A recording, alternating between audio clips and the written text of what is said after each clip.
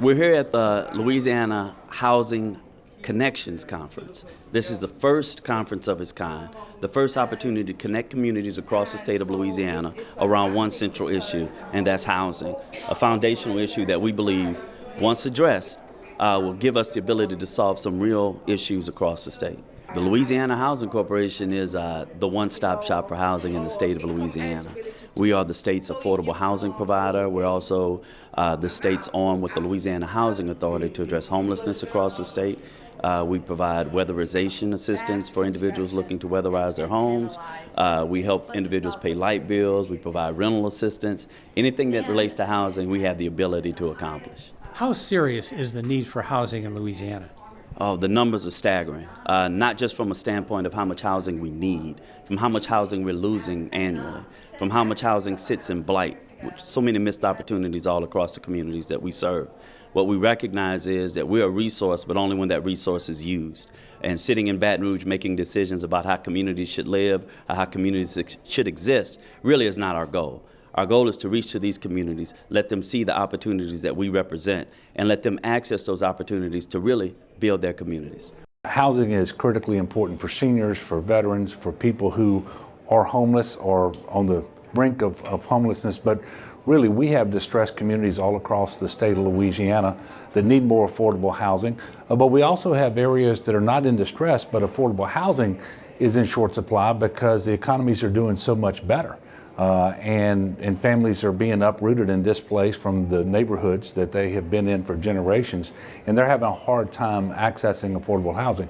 And we know it's critically important for the well-being of communities, but for families, but especially children and older folks. And we know it impacts way more than just whether they have a roof to live under, but whether the child's going to be in school or absent, how they're going to perform at school. Whether they are going to be referred to state agencies. It impacts health, and health outcomes are directly impacted by access to affordable housing. So critically important, especially in a state like Louisiana, where we are prone to having more than our fair share of disasters that always deplete affordable housing stock, which was in short supply before the storm ever hit. So having all people come together in the state of Louisiana who have a vested interest in housing and making sure that we're pursuing partnerships, multi-agency collaboration, public and private working together, banks, developers coming together so that we can have a state plan to address this, critically important for the future of our state. Many people are not aware that this governor and his administration was the first administration to visit the Louisiana Housing Corporation, the first administration to launch a program with us, Housing Heroes, that won a national award. So I want to again thank you, Governor. Thank you. If children don't have a good, reliable place to live, they're much more likely to be referred to social agencies. They're not going to do as well at school. They're going to be absent from school. They're going to be involved in the criminal justice system. We also know that whether you're a child or an adult or senior, homelessness impacts your health. So health outcomes and productivity, it's across the gamut. And so for all of those reasons, we know that housing is important. And we are challenged in many ways in Louisiana with respect to housing, because we have some areas where, quite frankly, we probably have never had enough affordable housing. We've got other areas where, because the economy is performing so well and people are moving into neighborhoods that traditionally had affordable housing, now the rents and the home prices are being elevated to the point where people are being pushed out. So replacing that with affordable housing stock, I think, is incredibly important as well. We've got in Louisiana about 20% of the people who live under the federal poverty line. Half of all people in Louisiana earn $45,000 or less a year. We know that 27% of homeowners, for example, almost half of all renters are cost burden, which means that the cost of housing is 30% or more of what they earn. So it doesn't leave enough for nutrition and transportation, and other expenses that are critically important. So for all of those reasons, we're working together with you and the folks at LHC, but also banks and developers and all of the regional housing authorities across the state of Louisiana to make sure that we have a strategic plan and that we actually do better going forward, because we are in housing, just like every area of government, we are more resource constrained than we would like to be. So getting the biggest bang for every dollar that we have becomes even more important, and that's why we have engaged with you and LHC and all of the other partners who are across the room, or in the room here today, and come from across the state of Louisiana. Thank you, thank you. It's impressive for us to focus on housing, and it's absolutely essential that we all work together. And so your administration has been key in putting us in certain positions. We've expanded our role in disaster recovery, and one of those opportunities was Housing Heroes, which you spearheaded. You helped us lead that effort, and it was a simple effort that required people to just do more to help people. Why was that a focus for you? Why did you identify that as a real resource for the citizens of Louisiana? Well, first of all, if you're like me, and by the way, Louisiana, we have more than our fair share of disasters with respect to hurricanes and floods and tornadoes. But every single time it happens, by the time government responds and we get on the ground, we see that people of Louisiana are already being neighbors to one another, already being heroes to one another.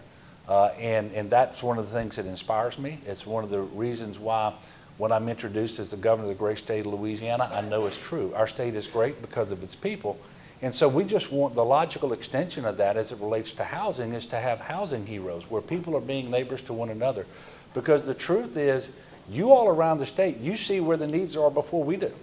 Because you're on the street, you see it, you're talking to people, you're going to church with folks, you're interacting with them at the grocery store or at the Little League ball game. You know what's going on and what's, most importantly, what's not going on in terms of housing. And so to create heroes, people who are in the business and know how to make this happen, know how to partner and leverage every single dollar that we can into the biggest possible investment. That's why we wanted to create these heroes. And as you mentioned, very successful effort, an award-winning effort, and I want to thank you for your leadership on that. No, thank you for giving us an opportunity. And it really is essential. We appreciate the opportunity. We appreciate the opportunity to make housing a focus. We appreciate an opportunity to expand the housing and the role of the state of Louisiana. And the title of this conference is Connections. We believe we serve an essential function, connecting resources with communities, connecting resources with need, and connecting need with resources.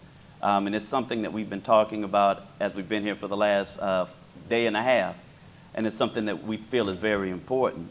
How do you see our role? How do you see us as a facilitator, our relationship building ability, and is it a viable part in some of our housing solutions? Yeah, so I mean, obviously it has to be. The work that you do with respect to affordable housing, but also with helping individuals with energy costs, making sure they're weatherizing their homes. All of this is incredibly important.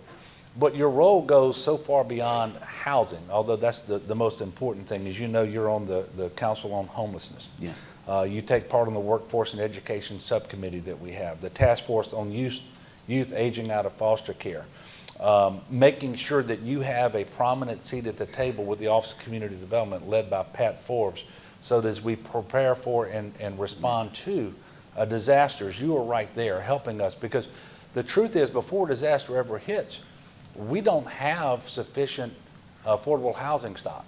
And then as some of that stock is damaged and is no longer habitable, we have a tremendous problem when it comes to recovering from the storm, because we just don't have enough housing. So making sure that we're allocating the proper amount of the Community Development Block Grant disaster recovery funds, for example, to housing is important.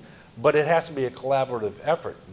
You know, if you're not at the table, and when you come to the table, your position is formed by informed by talking to all of these individuals around the state. Absolutely. So without that, we just can't have the comprehensive, effective approach that we need to have. And by the way, we're still recovering from our 2016 floods in March and in August. And, you know, in that year, we had 2 floods that together caused 56 of our 64 parishes to be declared major federal disasters. And neither one of those floods resulted from a hurricane or a named storm. These were basically really nasty thunderstorms that just decided to stay in the same place for several days and drop record amounts of rain. So in March they said we had a 100-year flood, and in August we had a 500-year flood. You know, but we know that as we continue to recover from that, for example, we have a community development block grant disaster funding that is coming down from the federal government. It's already been appropriated by Congress over a year ago. HUD has yet to issue the Federal Register notice that tells us what the rules will be so that we can submit the state action plan, get that approved, and actually have that line of credit established. But with the funding we have already received, with this $1.2 billion, for example, your role at housing is incredibly important. And with respect to the housing recovery dollars that we got initially, very helpful, obviously. But we have some issues around duplication of benefits, and they're either going to get resolved in whole or in part or not at all. We then will know how much additional dollars we can put towards affordable housing across the state of Louisiana in those 56 parishes. And so having you not only at the table initially, but throughout that process is incredibly important so we can make the wisest allocation of those dollars. Absolutely, and again, it's having us at the table. We have a community that's supporting housing. We have a community that we're organizing to support housing. So anything we can do to continue helping in that effort, I will pledge everyone in this room as a resource to disaster recovery. So again, thank you for these opportunities. And we've touched on a lot of topics and a lot of subjects today. And I would like to just ask you just a couple more questions as we have your time. Okay. Is there a particular area, a particular focus, a particular opportunity you see of something that this agency can accomplish over the next 4 years of your administration? Because I believe we're going to have another 4 years of your administration. Well, we're working on it. Thank you.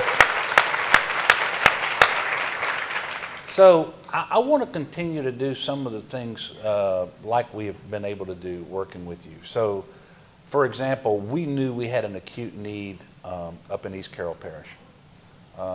One of the poorest parishes in the state of Louisiana. In fact, if you study all the counties in the country, one of the poorest.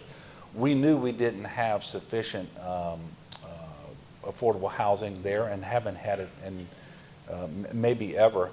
But 77 units developed through the Louisiana Housing Corporation. And as I understand it, that's the first housing of its kind ever to go into East Carroll Parish.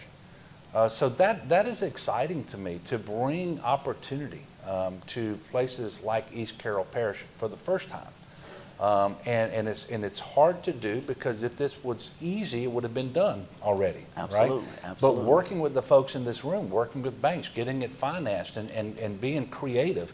But that creativity is going to be needed in completely different settings as well. So you go to New Orleans or maybe Lake Charles where you have a lot of in-migration because for decades we had out-migration.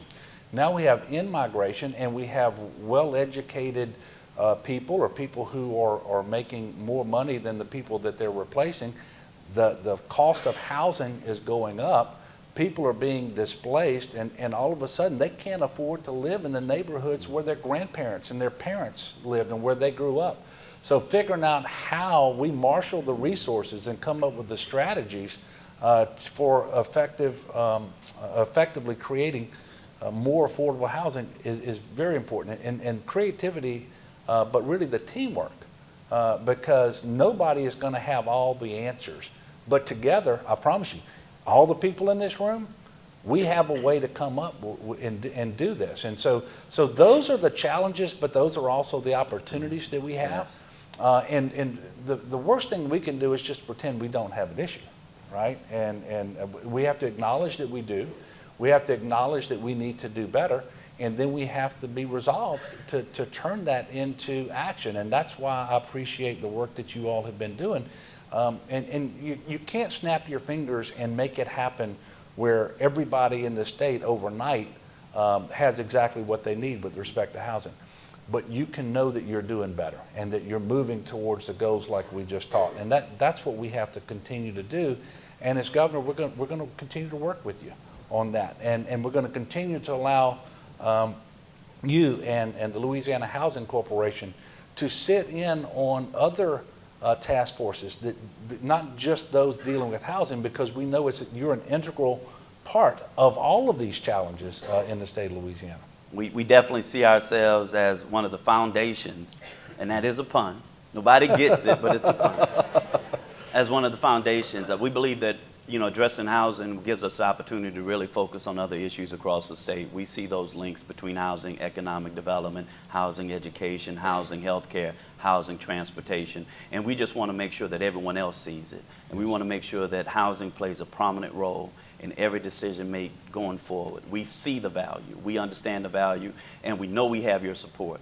And in ending this, if you would like to just have 5 minutes to address the audience, if there's anything that you want to say in closing, or any opportunity you feel this moment drives you towards, Governor, we'd appreciate hearing your words. Well, I just want to really thank you, sincerely, from the bottom of my heart. Thank you for what you're doing. You're here because you care about our state.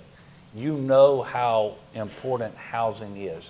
Not just housing, but affordable housing. And so I want to thank you for that. And you play a lot of different roles. The people in this room, you do. Some of you are nonprofit, some of you for-profit, but you're developers, you're people with financial institutions. But we have some of the best minds anywhere. And when we come together and we collaborate, what we find out is there isn't a challenge we can't overcome. But we have to be willing to put in the time and the effort to sit and talk. And more than talk, you have to listen, because we all like to talk, right? But we have to listen to one another and then figure out how we develop a cohesive strategy out of that. So I want to thank you for that. The other thing is, I want you to be optimistic about our state. I am tremendously optimistic. I've never been more optimistic about the state of Louisiana. And just think about where we are today compared to where we were just a few years ago, when we had a deficit, the largest in our state's history. It exceeded $2 billion. And not only were we not investing in housing the way we should have been, we weren't investing in anything the way we should have been. Not in education, not in health care. We weren't investing in our Department of Corrections. All of this has changed because we have stabilized. And look, it wasn't easy. And we still have challenges. We're not where we want to be. Nobody's dancing in the end zone. But we are doing so much better in so many ways that now we can start over time, as we are able and as we can afford, to start investing in other critical priorities. And we're already doing that, not just in housing, but we have the lowest percentage of working age adult people who are uninsured in our state's history because of the Medicaid expansion. We no longer have the nation's highest incarceration rate. We're going to be safer as a result. We are investing in higher education again. By the way, that's the key to getting investment in our communities that create jobs, is you got to demonstrate that if individuals, if companies from around the country and around the world make that investment in Louisiana, they're going to have access to the talent they need, the educated, skilled, trained workers, that they can be successful. Well, guess what? You can't inspire that confidence if you're cutting higher education. You can't inspire that confidence if you're raising tuition.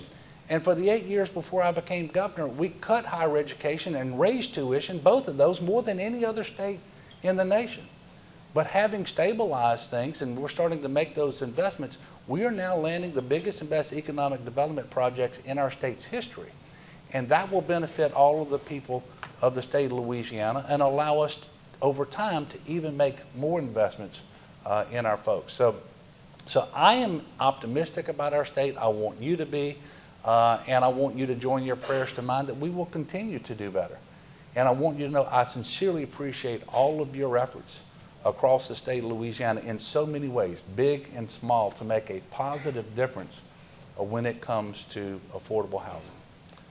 And I want to thank you for your leadership. Well, thank you, Governor. Thank you.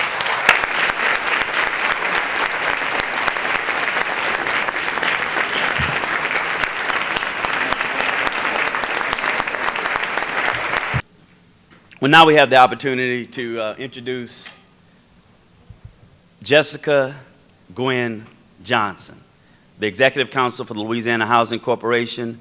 We're actually going to present awards this year, our first award. So this is really special. And we like to recognize everyone here as a champion, everyone here as a partner, and everyone here deserves some type of award. But we only have about 4 or 5 that we can give today, so just blame Brad. So without further ado, Jessica GUINN Johnson. Good afternoon. Champion, another word for advocate, supporter, standard bearer, upholder, prime mover. As we were planning this conference, we realized that it would be important to highlight and award those among us who have already made their connection and answered the call to address a need. They are champions, but not because they won a race or beat their opponents, but because they worked and provided opportunities for those that we have continued to speak of throughout this conference, those who are in the most need. They have been innovative and steadfast, and we are here to recognize them for that. First up, the Association of Community Action Partners of Louisiana.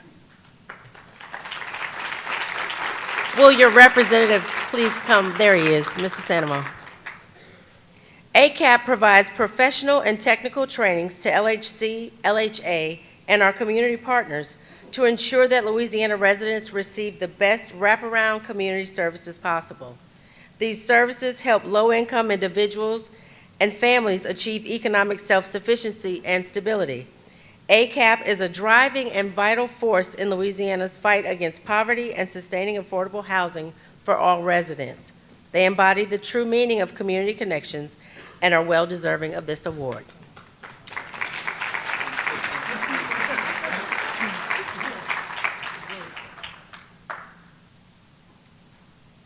The One Stop Homeless Services Center and Housing, if we have a representative.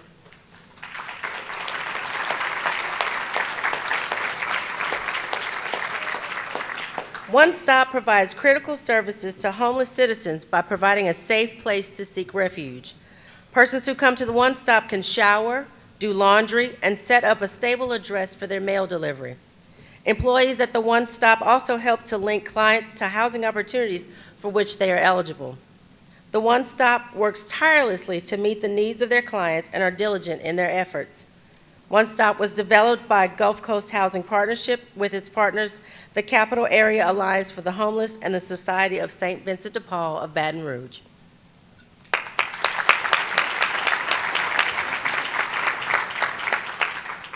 Red River Bank. Red River Bank has been a steady and dependable participating lender with the LHC for several years.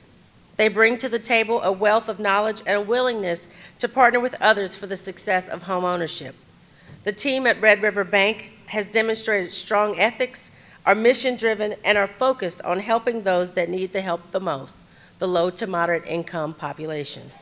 As a fundamental part of that mission, Red River Bank has sponsored a number of homebuyer education seminars with the LHC.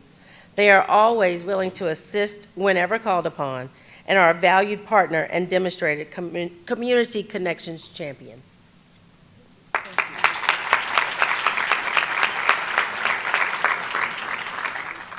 Urban Restoration Enhancement Corporation. Anyone?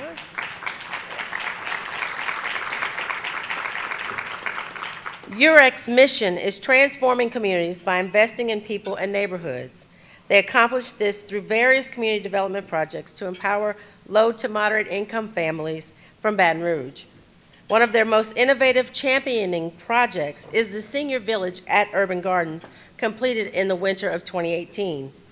It provides quality and affordable rental townhomes for seniors and grandparents raising grandchildren from low to moderate income households.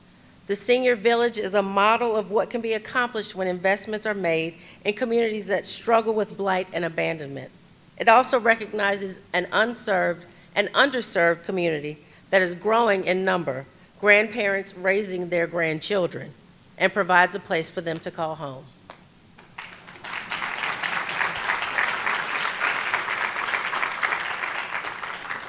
And last but not least, United Healthcare. Do we have someone representing them today? Let me tell you a little bit about what they did. Thank you. United Health is a national organization.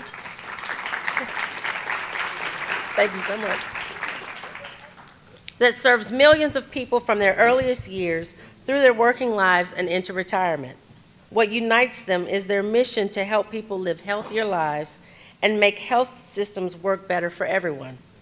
Recognizing that housing is a social determinant of health, United Healthcare, the Louisiana Housing Corporation, and the Louisiana Department of Health partnered in 2018 to develop strategies to continue the work of reducing homelessness and to support individuals in housing.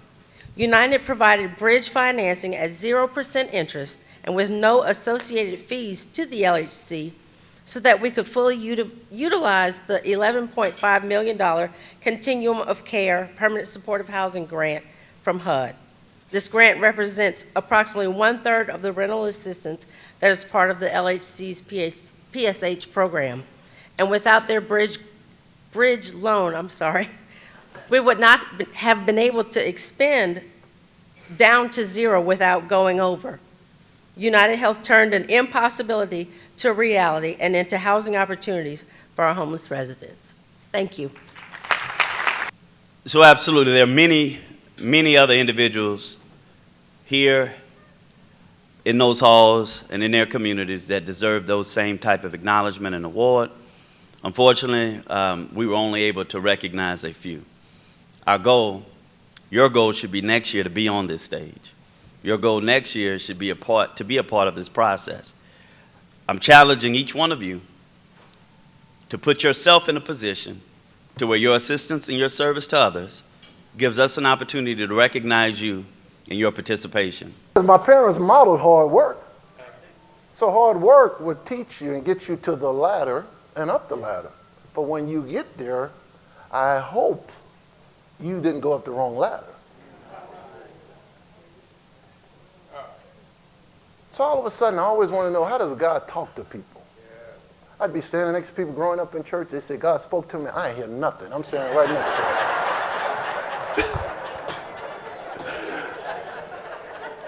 I kid you not.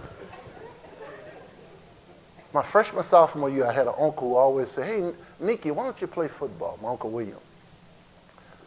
And then I had a former teammate who was 2 grades ahead of me, Michael Lindsay. He said, why don't you play football? I'm through with football.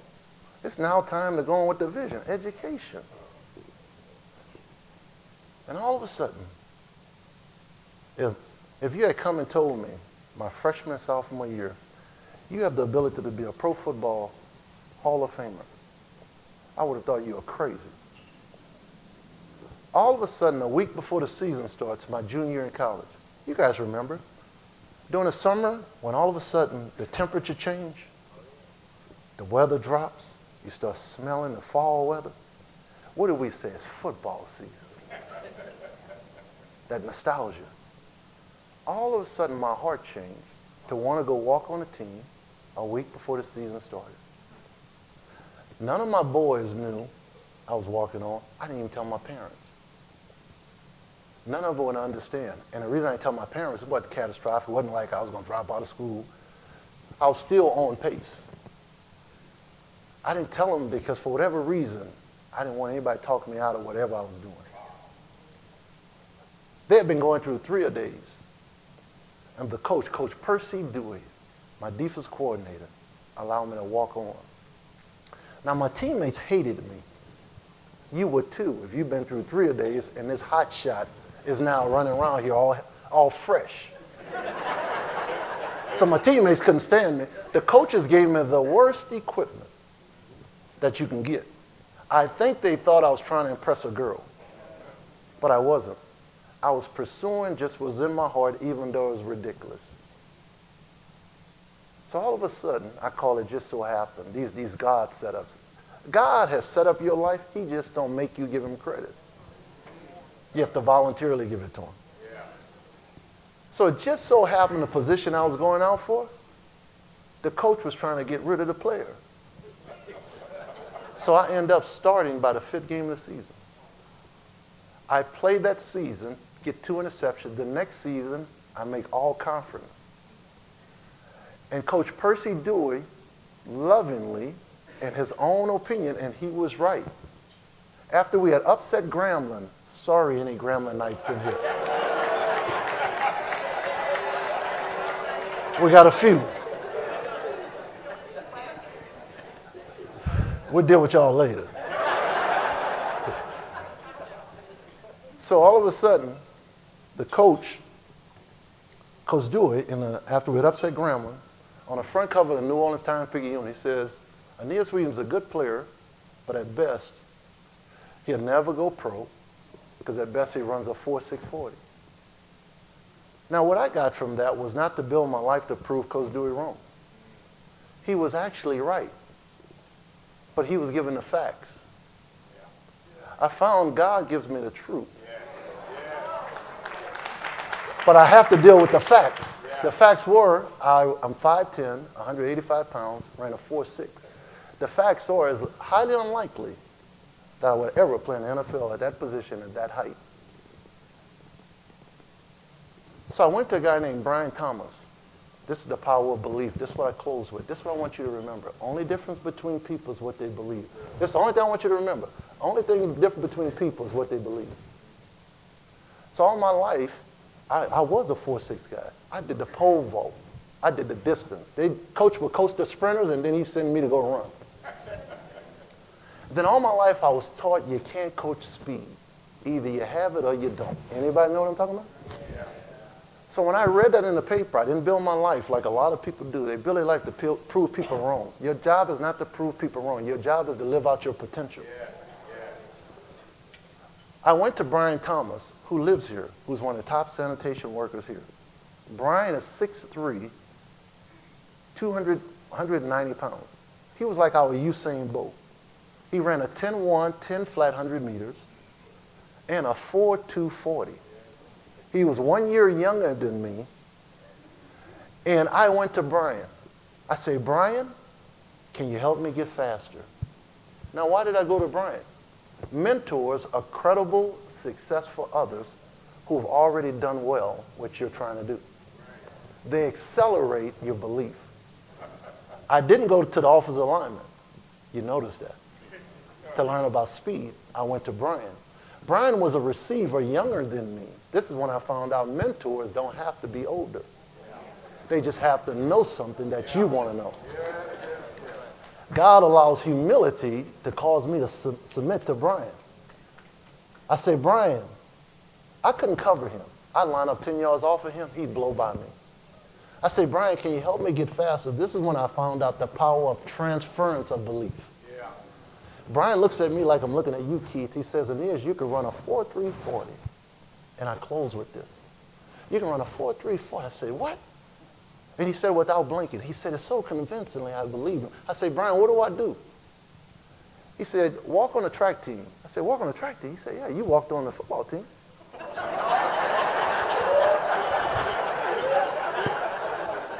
I said, what do I do? Now, so this is going into I've already graduated. This is now the spring. So I have 1 spring left of graduate school or additional classes, and then I'd play that final fall season, which would have been my 3rd season. I said, what do I do? He said, walk on the football team. It's January. He said, get next to me and do everything I do. Wow.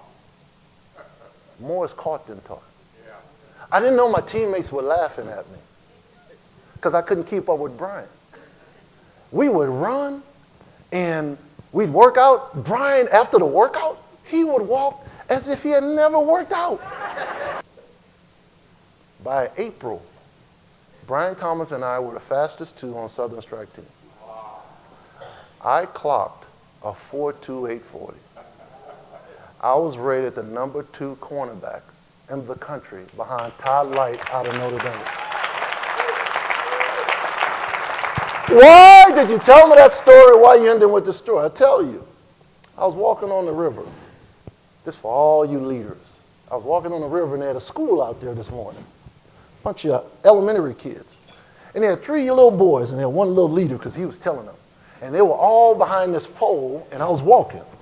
And it was about 10 feet away, they saw something in the water. And one of the little boys, that's why leaders are so important, because leaders help followers see the right thing. So as I'm walking, I hear this little young leader, this elementary little young man, he said, "That's an alligator." And they're all afraid. See, when you've never done it, this is where you executives, this is where you who own these companies, people are fearful when you grow up and you're without hope. You're fearful. But when somebody who knows what that really is, because when I was walking by and I heard them say, "That's an alligator," and they were all like, "Ooh." I looked, and it's your role. I said, all that is a log in the water. That's the power of what you believe, what you've experienced, and you looking back. Thank you, ladies. It's an honor to be here.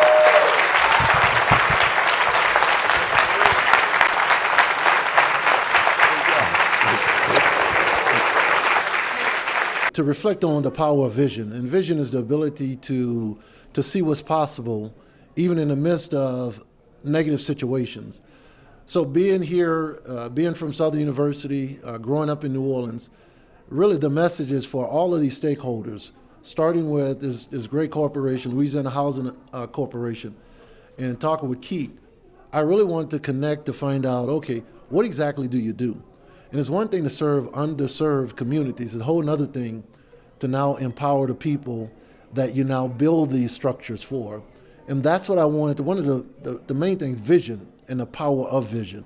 And through my story to remind each and every stakeholder, each and every partner, whether it's private sector or public sector, how responsible, the responsibility we have as the stewards of not only rebuilding communities from a structural standpoint, but also the resources that are necessary for that structure and that community to now restore and maintain itself. Because not only did we help change the structure, housing, but we help grow the mindset and the understanding of how to sustain these communities. First step is we have to come with a strategic plan. We have to really work together to develop the limited resources we have to focus on the most needs, the most goals that we can accomplish to provide for those needs. So I would have to say, as unattractive as it is, as unsexy as it sounds, to have a plan. We've got to put our minds together strategically statewide and develop one concept about how we're going to address housing. And those concepts may filter to different communities in different ways, but we have to have a plan. How important is public-private partnerships supporting the work of the Louisiana Housing Corporation throughout the state? Well, it's important because it gives the private sector as well as the public sector, it's a perfect marriage. This country was built on a government for the people, by the people. But it's now to use the public money, private sector to merge for what? To accomplish what we all want. Each and every person, they may not know how to get this done in some of the underserved communities, but when the private sector and public sector come together, it's now the ingenuity, the creativity, and the dollars that are now being merged together to now serve, not only serve and rebuild communities from an external standpoint, but also the structure, the training, all the things that are available for the people who are being served and influenced by these great changes that are happening in their communities. There is a lack of affordability. We know that 20% of the citizens in the state of Louisiana have lower incomes, and so they lack the ability to access that housing. And there's a great, huge gap between those who can afford housing and those who cannot. The Louisiana Housing Corporation does not develop projects. We fund developers who develop projects. And the ability for us to serve as that public part or to work with those private developers helps us accomplish a goal that alone we can't accomplish. We not only provide a resource, but we provide an opportunity. And each of the communities we work with recognize that the ability to partner with us, the ability to partner with the private sector, whether it be investors or banks or local nonprofits, give us all the opportunity to really accomplish the true mission, which is provide affordable housing. The Louisiana Housing Corporation is incredibly important. So it works with the Office of Community Development to make sure that as we recover from disasters, we build up the affordable housing stock across the state of Louisiana. But also it's important in many other ways. So when it comes to taking care of seniors, taking care of veterans, making sure that distressed communities have affordable housing. You know, for example, one of the things we were able to do, we went to East Carroll Parish, and the first ever housing developments were done there. 77 units in the poorest parish in the state of Louisiana, incredibly important. Serving veterans in New Orleans with the Bastion development there, very, very important. But also LHC serves on the task force for homelessness. They study on, they serve on the education and workforce committees that we have. The other committees as well where they are involved, for example, with respect to foster care and youth aging out of foster care. And Keith does a great job at LHC, and when he participates in these efforts, then they're just much better all around in terms of serving the people of Louisiana. And it's acknowledgement that we know that there is a direct connection between housing and all of these other problems that we have in the state of Louisiana, all these other challenges. So we're going to continue to do more. I'm excited about the opportunities we have moving forward to continue to address housing needs across the state of Louisiana. If people have questions about the Louisiana Housing Corporation or housing in Louisiana, what should they do?